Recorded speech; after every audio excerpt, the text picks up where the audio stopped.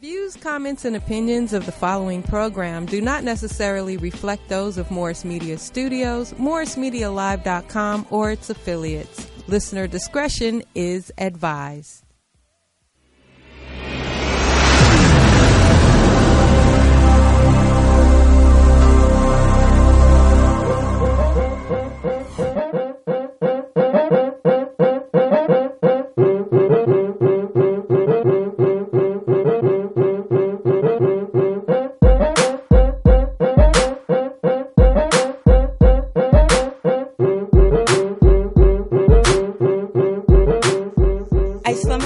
Peace be unto you. I'm Sister Charlene Muhammad. Welcome to Liberated Sisters, recording live right here at Morris Media Studios.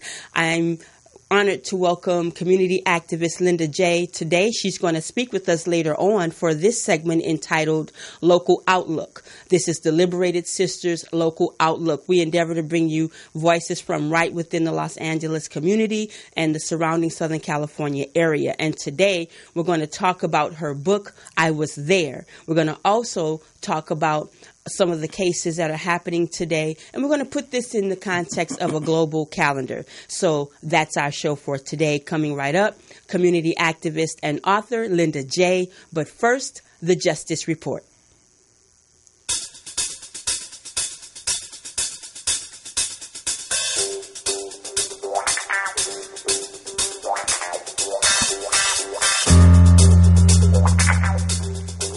Today's Justice Report spotlights the case of 26-year-old Brandy Odom. She was found dismembered in a New York park in Brooklyn's Canarsie Park in early April. Her mother, Nicole Odom, buried her daughter on Thursday. She is still seeking answers. Police say they have no leads. Ms. Odom feels that the case is sloppy, and she is also looking for more answers from NYPD. She told the Final Call newspaper in our exclusive interview that she feels no one is reaching out to her and she wants more information.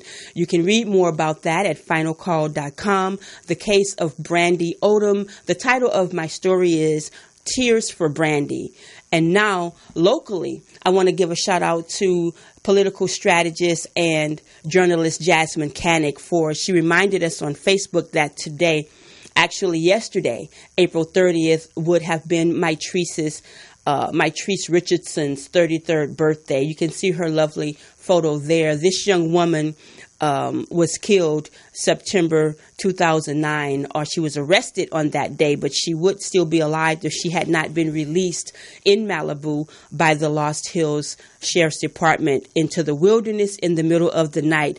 As Jasmine posts on Facebook, she was found nearly a year later in 2010, dead in a ravine not far from the sheriff's station. And to this day, there has never been an answer given to how this young woman, Mitrice Richardson, really died. Her mother, father, and also a staunch advocate, as well as Jasmine Canick and others, have been really working that case from day one, trying to find out, and they will never let us forget, and we will never let you forget what happened to Mitrice Richardson. And so Jasmine posts that every year so that people, again, do not forget the story of Mitrice Richardson. Never. Now, yesterday, the community held a peace march and rally, and there was a vigil also today. Activist Linda J. is going to speak about that a little bit later after the Justice Report. But this vigil was held for 15-year-old Hannah Bell. This young woman was killed while she was waiting outside of a local burger stand, of course, with her mother. I say, of course, meaning locally. She was shot and killed while waiting for food with her mother at 9 p.m. This was on the evening of April 27th. The city is offering a $50,000 reward for anyone who can come forward with information leading to the killer's arrest. So again, we're going to get more into the march with Linda J. But I want to give you some words from her mother, Hannah Bell, 15 years old, life snuffed out. Her mother says, "I'm just reaching for somebody, anybody that heard anything, that knows anything, that can bring this young man to pay for what he's done. It was wrong to take my daughter. She was innocent." This is an appeal by her mother. okay, everyone, this was done in our community. So if you have any information about this, please come forward.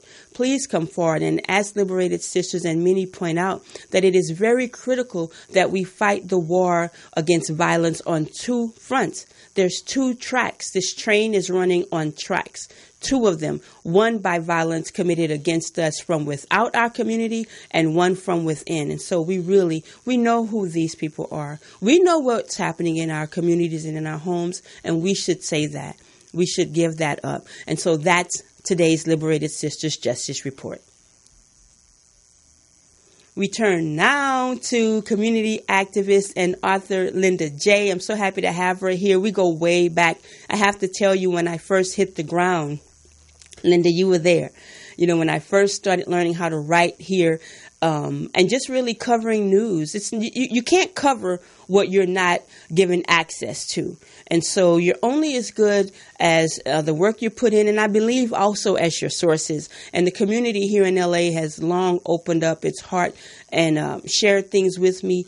And I really am grateful for them entrusting the information that they do to me. And Linda J. is one of those. And so her book, I Was There, has been out. And so, Linda J., let's get into it. Thank you for being here. Thank you for having me. Yeah, assalamu alaikum. Wa alaikum salam. Yes, so I want to blessings. Thank you. I want to get into your book, and I also want you to start first by talking about, because you were there at the vigil for Hannah Bell, killed recently, a baby. Yes. Tell us about it, the case so far, what you know, and also the vigils.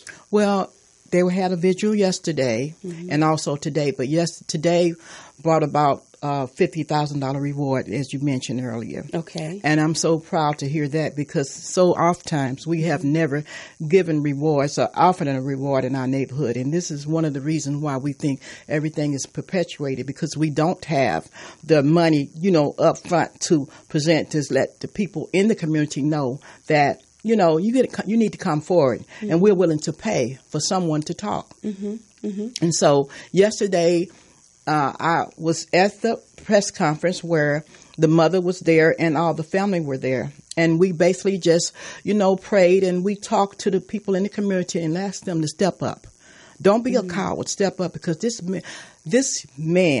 young person that took her life, this girl was 15 years old. She was standing with her mother. And that's so disrespectful for someone to come up and shoot you while you are ordering food, because she was a diabetic, I heard. And she was a diabetic and she needed food, and her mother was buying her because she didn't want her insulin to drop, and she just wanted to protect her. Wait. What? Yes. And she needed some food right away, and they went to a hamburger stand. Just the reality that she needed food generally. You just cannot stand out. You just can't order food. Just that basic act of, living. But now the mother was trying to get her food because she was dealing with a health issue, and she was snatched anyway. And she was snatched right in front of her mother. And it was just so heart-wrenching to me and so devastating, because, I've lost a daughter, too, in the same neighborhood. Yeah, and she was 16. Brittany, rest in peace. She was 16 years old. She was 16 years old, 2007. Yeah. So she would be 28 years old right now. Yeah. But her life was snuffed away from her, too. Yeah. We certainly want to dovetail right into Brittany. Just if you would allow me to get just a little more information to the listeners, because the appeal is that if you know something, say something. Right. Talk to the person. If you know the person, appeal to them to turn themselves in. There's different things that you can do for that, because trust me, people are prone to kill again. Yes. And that's one of the things I was saying to them yesterday. I was speaking to the men in the community. I basically was telling them, it's time for you guys to step up.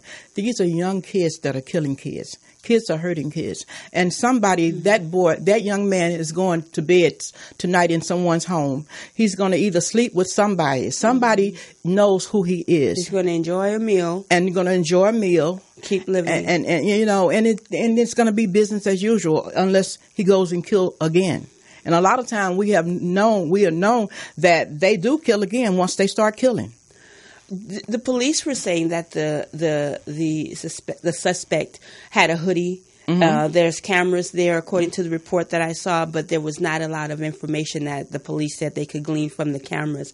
But one of the things I heard the news reporter say was that they also didn't know if she was a target or it was random. They said shots rang out. So did that come out yesterday in the press conference? How many? I'm sorry, I'm saying yesterday, but the day before, did that come out in the press conference? Yeah, well, some people were saying because it was her and her mother, and it was another young man that was there. Nearby or with them? Not with them. He was just at the window. Just at the stand. At the window stand, yeah.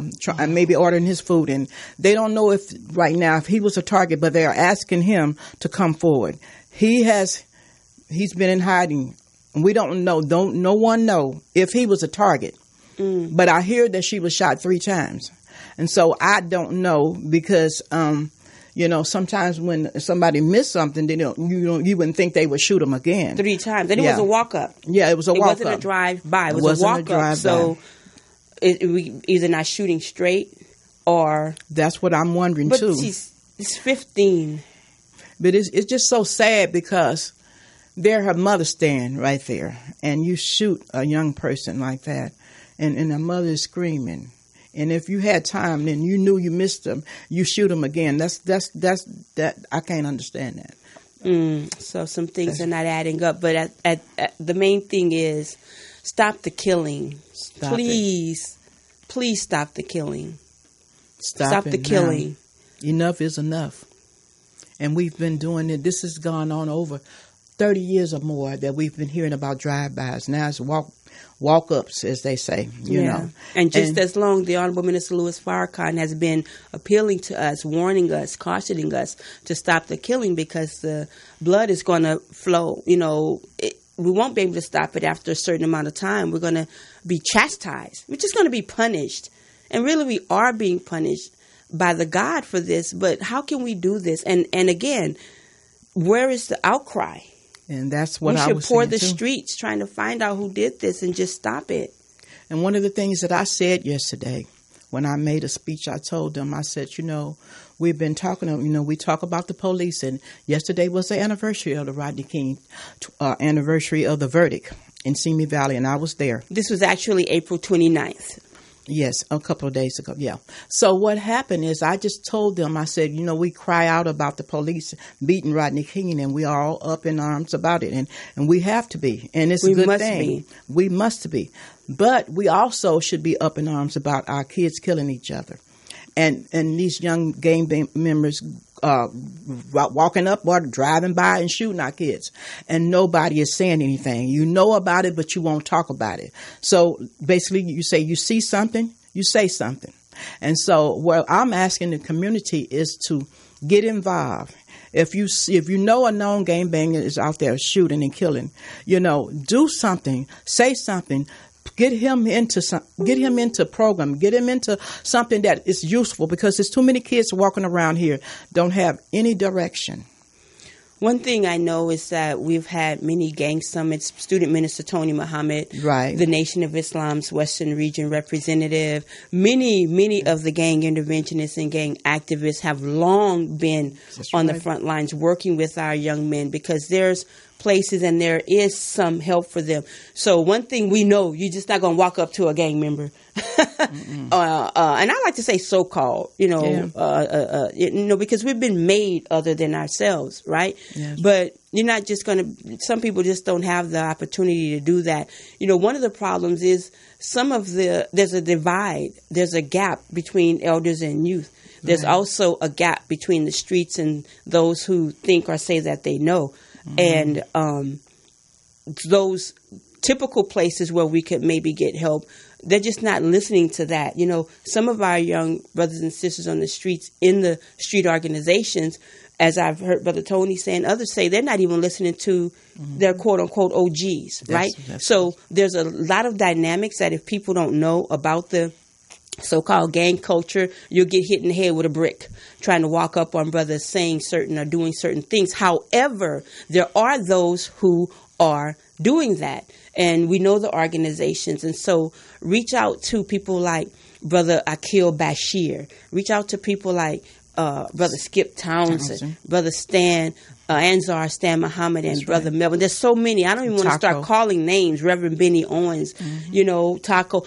I can't even call names because there's so many names that could be missed, right? And so definitely don't want to offend anyone whose name I would miss. But what we're saying is get to the gang interventionists, get to those who know, who are from within the culture and the community. Brother Akila Sharils, Brother Daoud Sharils, right? There are many, many, many. And there's also Khalid sisters. Muhammad. Brother Khalid. There's also many, many, many, many sisters. And so, I'm not on a soapbox here. I'm just saying it's disheartening to, from state to state across the country, hearing and writing about it. Right. But we must do that. I was speaking with someone and they were being very kind. I do get their sentiment and they were saying, get you some self-care because you write about a lot of bad news. But I always say to write about it is one thing, but to live it is another thing. This mother, right there, just dropped her daughter right there, So Linda J., what else came out of that press conference? And let's talk about Brittany.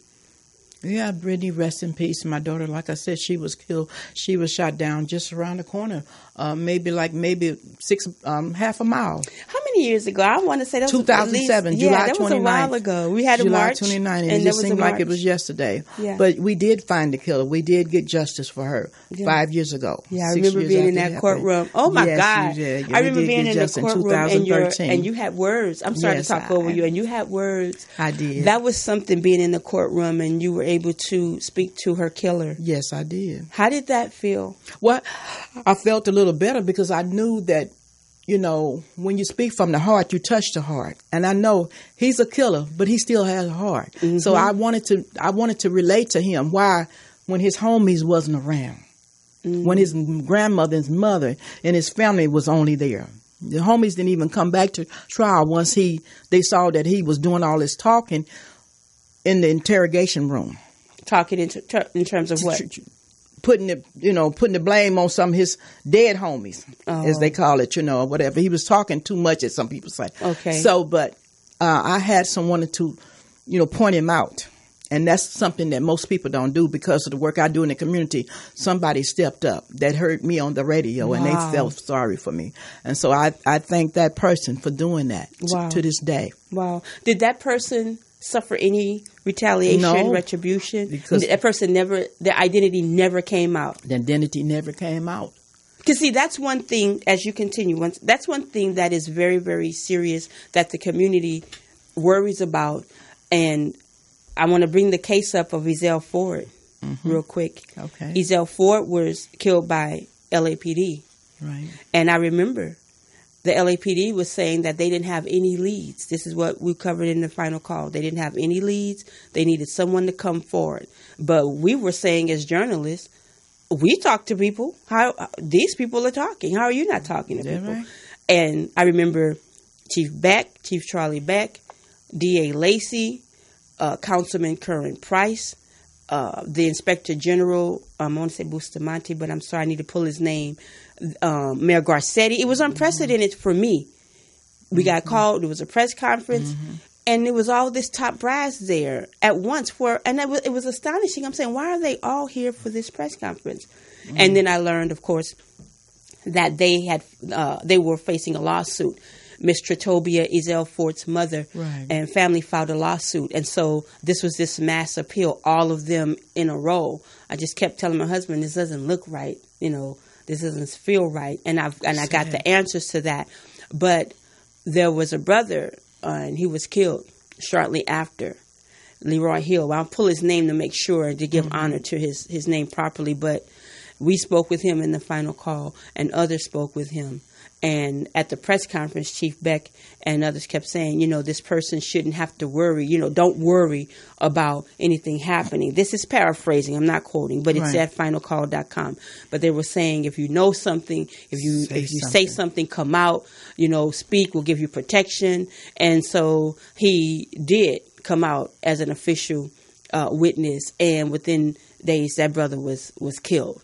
And so people have their ideas about what happened to him, but all I'm saying is he came out and he was killed. But one activist, Jubilee Shine. Oh, I know Jubilee. Yes. Right after the press conference, Jubilee raised the question, who said he should be concerned? Who said that any witness should be concerned? And he said this is setting a stage for something. So it was really something. Continue. So I just bring that out. You know, that sometimes people don't get the protection. We have to raise that question. We have to raise that point. And we need more regulations for that. And in the community too. Sometimes people will talk and then they're giving up, and next thing you know, their house is, taking hits or something. But speak on that. How were you able, just the idea that the person that tipped you off was right and has not been revealed, and thank God they're still safe. Well, because back when my book is I Was There, Famous Trials, Trips, Tragedies, and Triumphs. Yes. My Life as a LA Activist. That's the subtitle. Yes. Saying that I've been to so many trials. I'm a trial advocate. I love to go to, to see, especially high profile trials. Yeah, and shout out to Miss Dorothy Freeman. Yes. Who as well was doing that. May she rest in peace forever. Yes. Go ahead. And so I remember like 20 years ago, I was sitting in on a trial that was out of Compton. And I remember the guy that, it was two cops murdered in Compton, and one was a white guy and one was black. And the person that came forward, they had him to testify, and they killed his mother. But what I saw wrong would happen is they said that they was not going to have his name put on some public farm, and they did. So I think they have corrected that now. I hope they have. But I really think when they showed it, because when he came back to trial to testify, and he said, no, he's not doing, you guys had my mama killed. So, I don't want to say anything, but it was shown that they had public stuff, had his name on it. Yeah, see?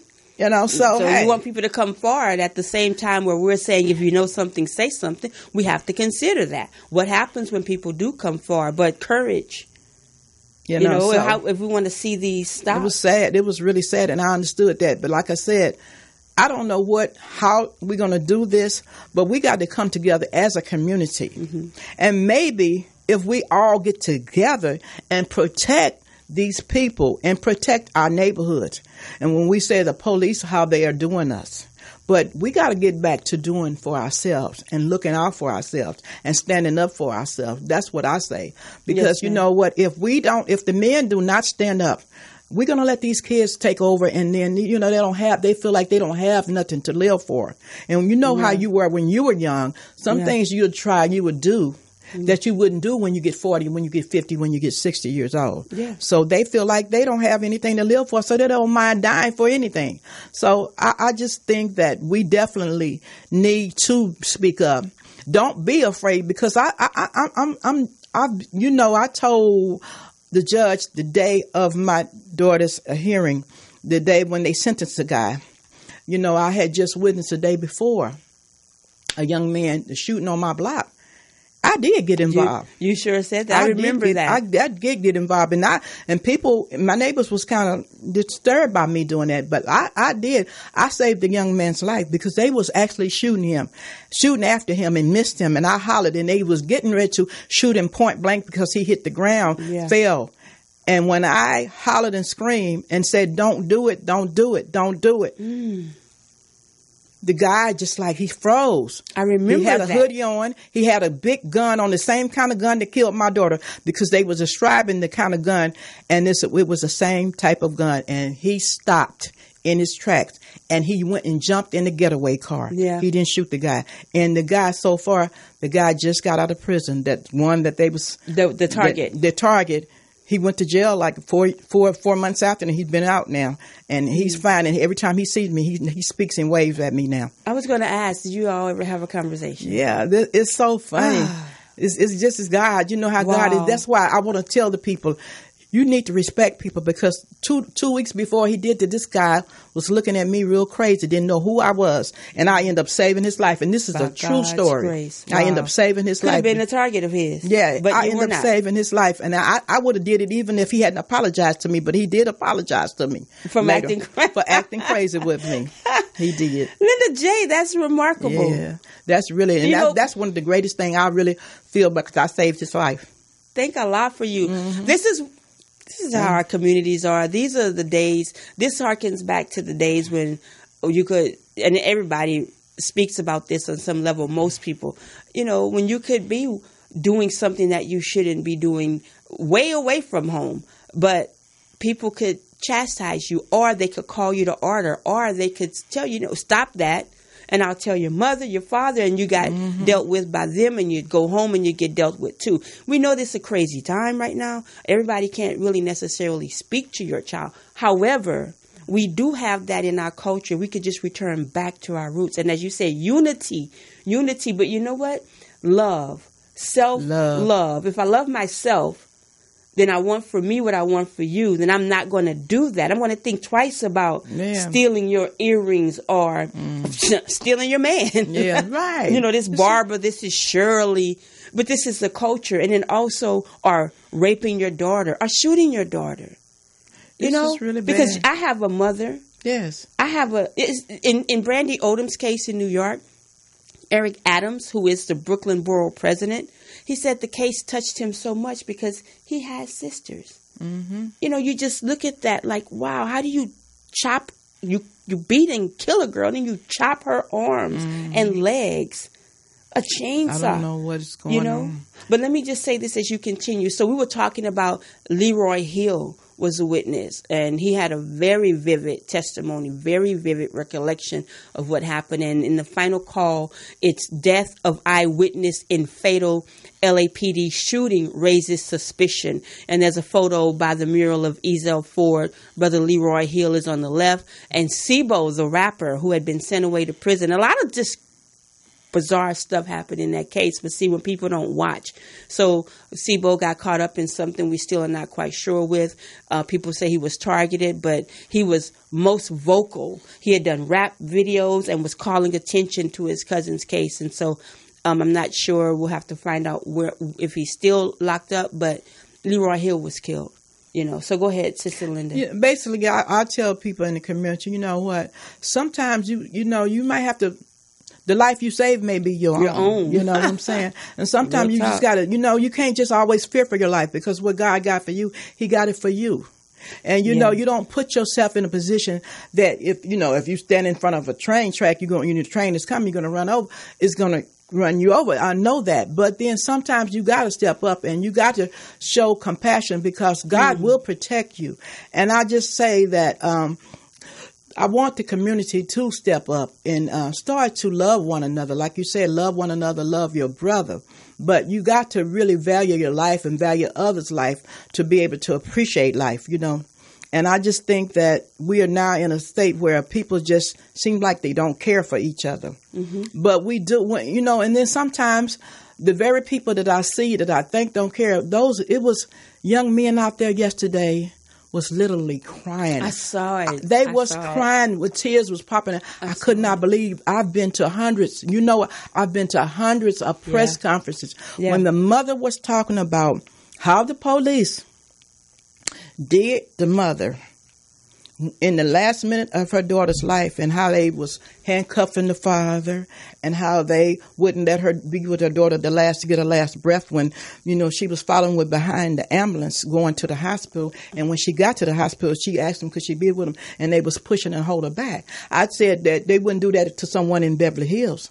Don't do it to us. And I talked with the captain, and I talked with the head of over the detective. I talked when they said, look, they have been improving. They've been talking, and they were out of line. Those cops were out of line, and they're going to be disciplined for that. Well, we will see. But they handcuffed the father? Yes, what I was told, they handcuffed the father, all the black men that were standing around, and they didn't handcuff the mother, but they pushed her back.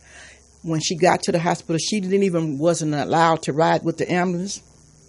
And when I talked to them today about it, and I told them I didn't appreciate, I talked to the cops, and they put it on the fire department. They said, well, we have to make sure that fire department was the one that wanted the clearance, because they need to work on the patient and all that. And I said, but it's a way. You guys have to have something in place that you got to be more compassionate for the mother, because she can't get that time back. Yeah, you identified the mother and father, and I mean, I kind of understand. I was okay. Very they upset. have that policy, but yeah, you're right. Mm-hmm. You're right. But I saw them, Linda J. I saw the press conference, some images of it, and just, they were all crying when that that mother was speaking, and then it just broke me down. And like I said, it opens up a wound, because every time I hear about a person, another child getting killed, there's another mother that has joined my club of mothers who's lost their children behind gang violence. Yeah, Sister Vicky, Lindsay, and Project Cry No More, as she and many of you all say, yes, they were killed. Yeah, they weren't. They were not killed. Invalidating what you're saying, but someone killed them. Yeah, someone killed them. So now the cover, the story we did about your daughter, the march that Brother Tony and the activists and the community had with you, brought you back and reunited your family. Yes. And your sister Janice. Yes, is our sister. Yes, in faith, Muslim sister. Yes, in Chicago. Yes, Mas Mariam. Yes, rest in peace, Janice Muhammad. Yeah. But talk about that. You said, I want you to talk about that. About Janice? But about how you knew they were at Mosque Mariam.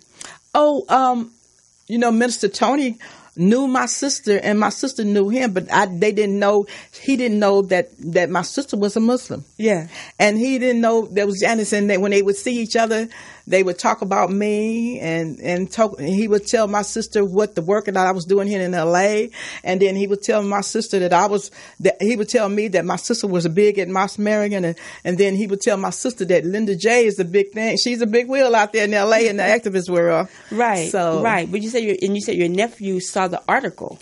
Yeah. Oh, yeah. He saw the article that you wrote, and he was just so amazed that he saw when you did the article on Brittany. Yeah. And I'm like, we hadn't been in touch for years. Wow. And when he saw that article, they got in touch with me, because I moved a couple of times and I lost contact with them. But amazing. Because of that article, we all back together now. That was amazing. When you told me that. They got in touch with me after that. Yeah, that really was. Yeah. That was really touching, because you don't know where the stories land. We don't know. That was really a nice article. Who's hearing this, who's seeing this. Yeah. But to be able to do that, I just wanted you to tell that, because when she told it to me, I wept. Yeah, I really did. And my sister, she was really a good soldier. She was a good sister, and she was really devoted.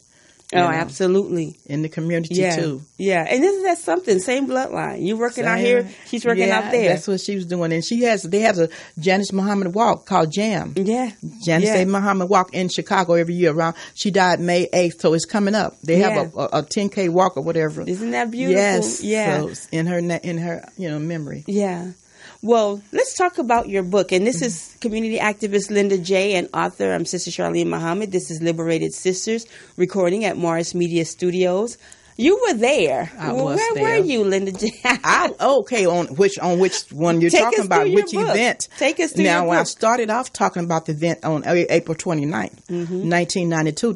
I was in Simi Valley at Rodney King. This is the verdict. Yeah, this is the verdict. The commemoration of Rodney King beating by the LAPD officers. And it was sparked a rebellion here. Yeah, it sparked. Everybody remember riots, and they remember Florence and Normandy. Yeah. Well, I wasn't on Florence and Normandy, but I was at the Simi Valley courthouse that day. And it was so weird, because it wasn't too many black people out there. It was only a handful of us out there. Yeah, Cockville. And people want to know today, how were you out there? I don't know. God just out there. My baby, the one, rest in peace, Brittany, she was only like 16 months old. As a matter of fact, you guys, if you want to look it up, I'm in this documentary called OJ Made in America. Yeah, you did a good job. It was an Oscar-winning documentary, and I'm in 92 The Riot. They tell me I'm in quite a few documentaries. I haven't seen them all. But 92 The Riot, well, they're showing me there as a young Linda J. They think I'm 16, but I'm actually 35 on that. Go ahead, Linda J. on that video, 26 years ago, I was like 35. Good. But anyway, what happened is I was out there because I just felt that verdict wasn't going to go the way the way it went. I felt that it was going to. So I was there, and I wanted to let them know how I felt about it. Yeah. And it did go down the way I thought it would. Yeah. They were all, not guilty. The verdict was not guilty on all counts.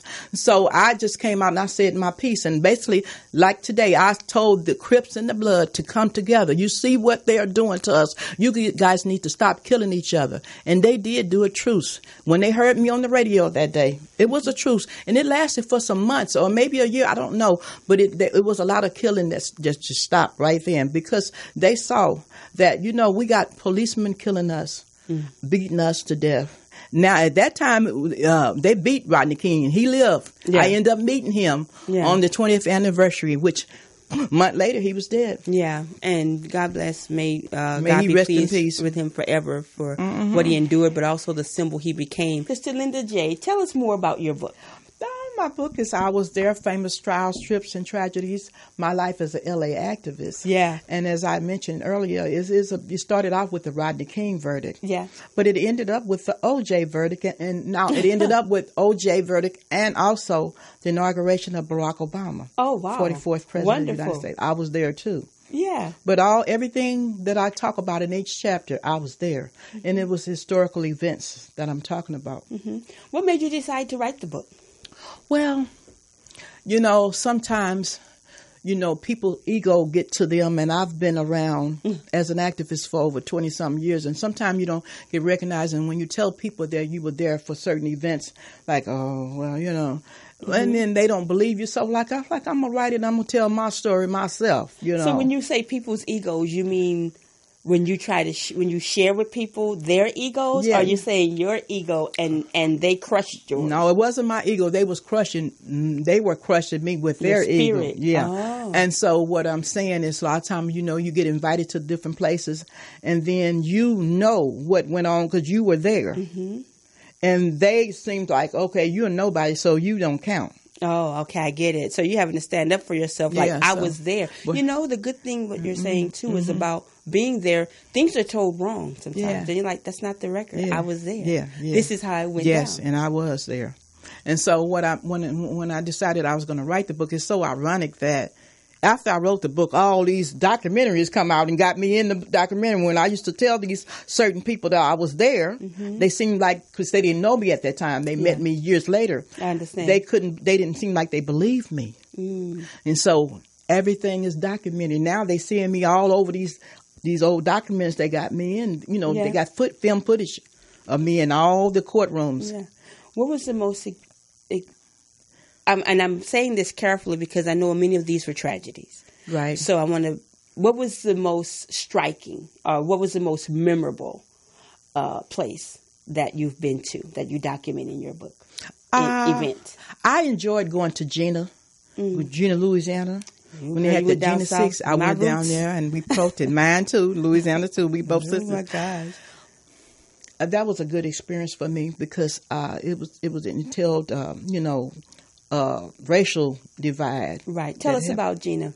What happened down there? What was it about? I think the guy was named Michael Bell. I think his last name was Bell too. Bell too. Yeah. It's ironic. We were talking about Hannah Bell that we killed, and Michael Bell was up because they had a dispute about what part of the campus he was going to sit on. He couldn't sit under this certain tree. Yeah, at their high school. Yeah, at that high school. And I think he kind of broke ranks and he sat where he wanted to sit. And then they suspended him or something. And these were prominent football players in the high school, right? He was a very prominent athlete. And I think they said he was dating a white girl, too. So that was really the underlying thing.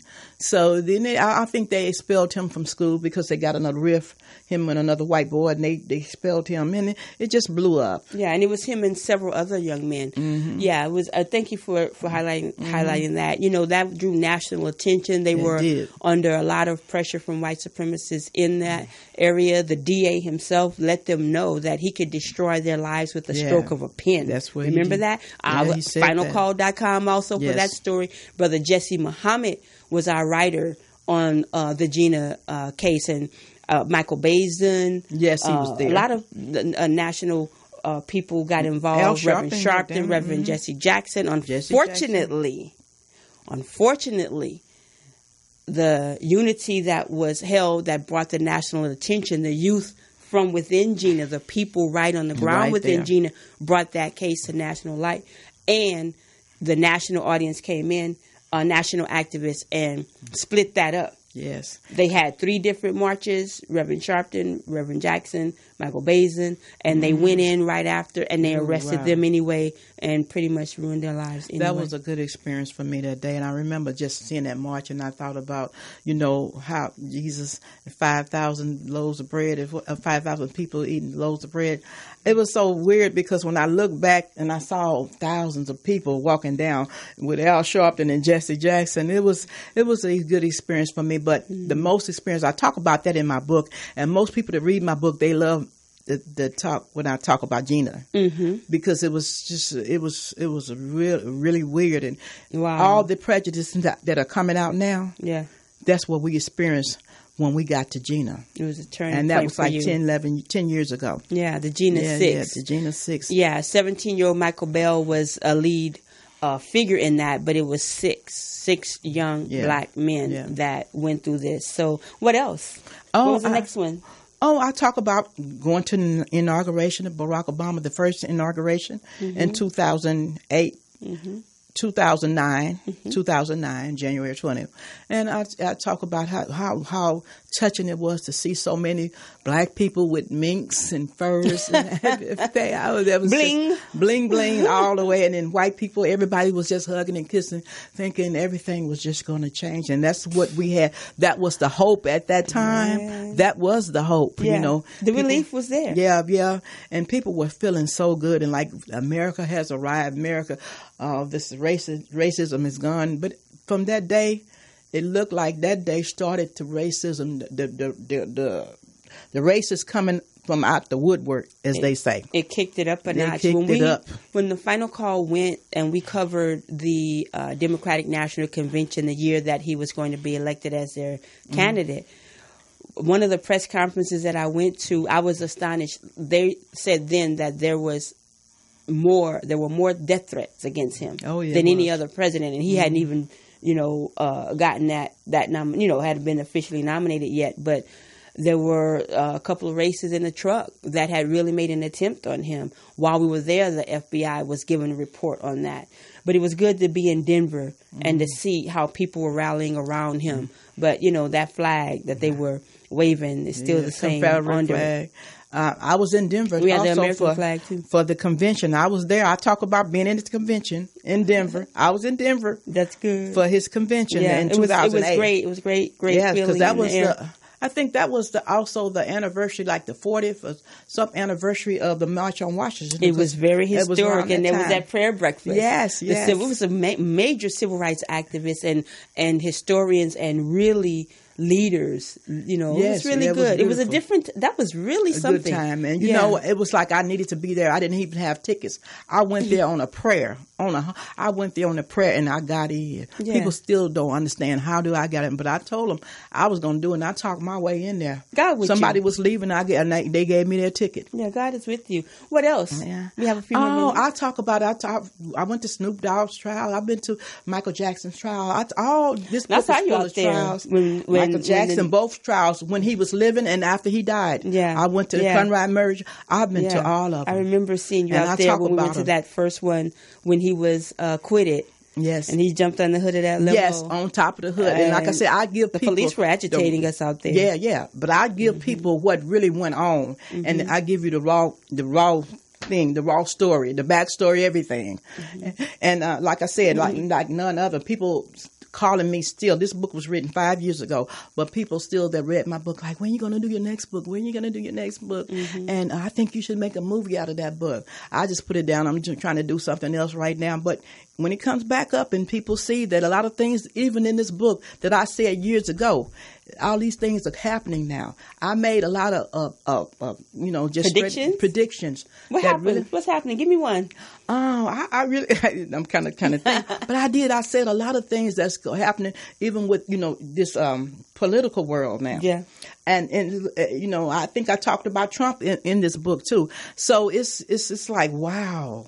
I didn't know how so crazy. I just got to read my own book again because I got so much on my mind now. But a lot of people have reminded me that read my book. Yeah, you put it out. How interesting it was. But see, what's so bad about it, I wrote it And it was said years ago. Mm-hmm. So whatever comes out now, I've already said it. Yeah. So if it's happening, I said it first, How do you feel about being able to write your own story versus waiting for someone else to write your story? Oh, that's a good question, Sister Charlene.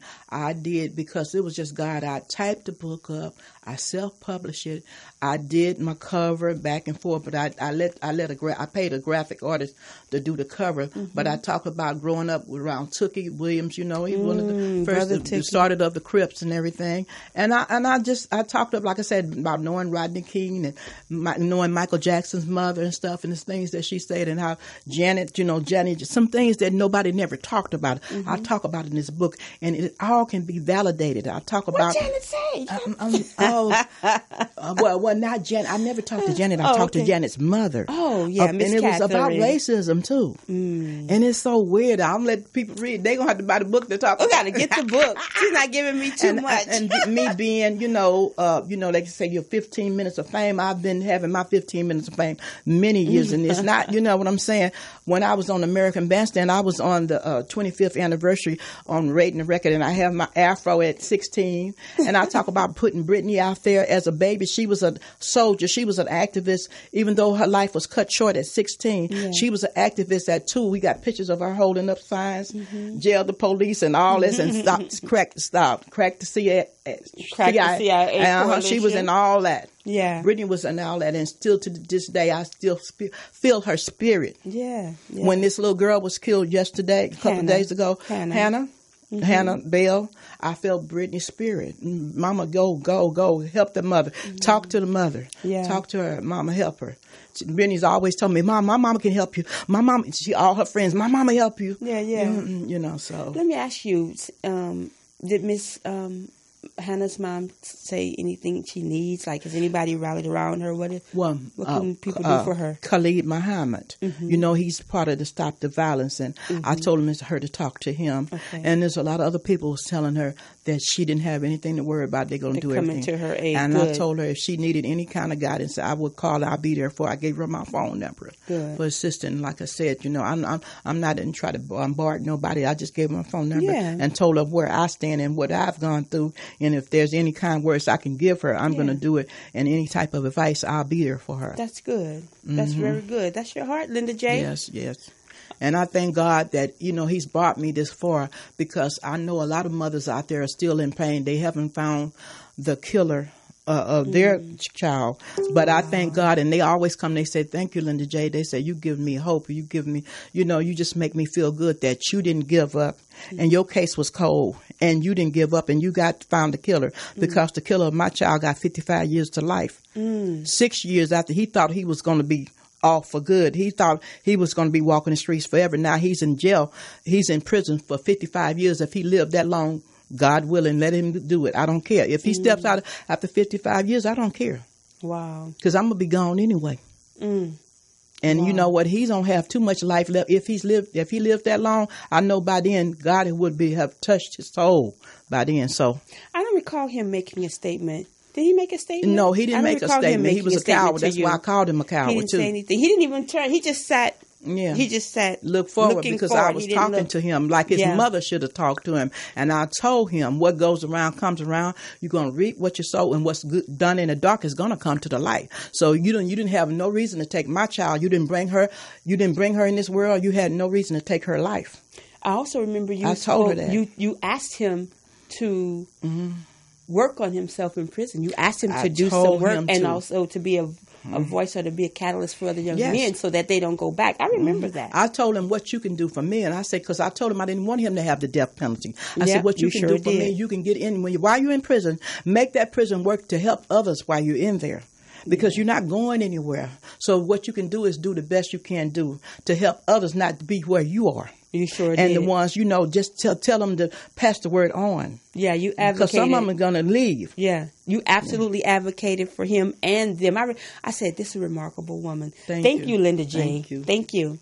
We're just about out of time. I just want to say, in terms of that 1992 gang truce, a huge shout out to also Brother Akila Sherrills, Brother Daoud, and many more of the Community Self-Determination Institute. And you can look at thefinalcall.com for information on that too. The work of a lot of people. And since the 80s, Brother Akila will tell you, Minister Farrakhan had been going around and hasn't stopped still, but he embarked on a Stop the Killing tour because he said he saw the plan of the U.S. government against young black youth and how the government was going to roll on our communities through our young brothers. And so these brothers, along with others, they spearheaded the 1992 truce, and they had a commemoration of that in 2017, and it was great to see that. And so, Linda J., I think we got about another minute. If you could just give a closing remark. I want to say a shout out to Minister Farrakhan because he looked out for me when my sister passed, and I thanked him for that,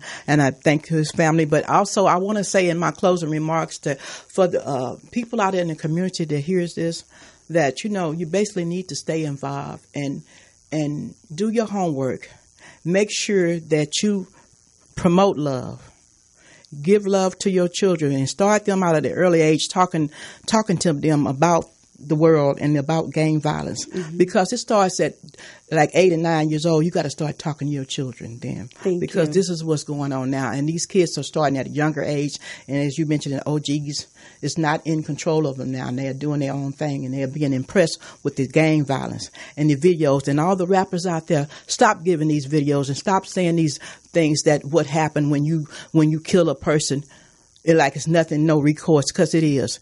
You're spreading death amongst a lot of our people. So don't do that. Spread love, okay? That's what I want to say to you. Thank you so much, Sister Linda J. And always look at the hidden hand and the principle. Why are we doing any of the things that we're doing that are out of order? Because we are the people of God and we are the righteous. So thank you so much for being with us today. Remember her book, I Was There. You can get it on Amazon, and Linda J's on Facebook. I want to thank you so much also to Sister Felicia Morris, the poetess, and Morris Media Studios. Read the Final Call story on Brandy Odom at finalcall.com. Follow Minister Farrakhan on Facebook, Twitter, and Instagram, Minister Louis Farrakhan. You can go to noi.org for his lectures. Please visit lctwmusic.com. Let's Change the World. That's his 44-box songs set. And you can find that it features Stephanie Mills, Stevie Wonder, Snoop Dogg, Common, Rick Ross, Denise Williams, and more. Catch Liberated Sisters this Friday at 8 a.m. on Radio Justice at RJLA. And also that'll be at 8 a.m. Thank you for tuning in. And again, this is Sister Charlene Muhammad. If it's impacting our community or can uplift us as a people, let's talk about it. Peace. Thank you.